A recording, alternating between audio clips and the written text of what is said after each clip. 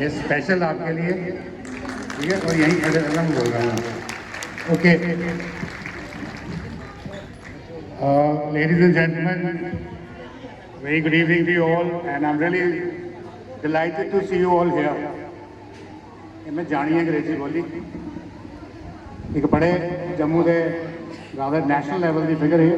वो आखिर में भी जो बोलने लगा ना, तो मैं भी पहले अंग्रेजी बोली कि अगला ये नहीं समझा अनपढ़ है।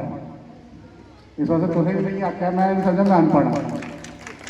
तो मैं उठी आया, ये आख्या बेटा डोगरी हो तो डोगरी का मान रखियो। कुछ शर्म आई है चक्कर? थोड़ा खोरा बोलना, बुरा नहीं बनाया। आई कुछ नहीं? डोगरी हो तो डोगरी का मान रखियो। तो मेरी बैकग्राउंड ये है कि मैं जम्मू में रहा 1969 तो वापस आया 2022। कुछ का हिसाब है कितने साल होए? 50 साल बाहर रहे हैं, अंग्रेजी स्कूलों में पढ़े हैं। मेरी वाइफ भी अंग्रेजी स्कूलें वाली, मेरी बेटी भी अंग्रेजी स्कूलें वाली। मेरी बेटी इसलिए अब्रॉड है, अस घर च अंग्रेजी बोलते हैं।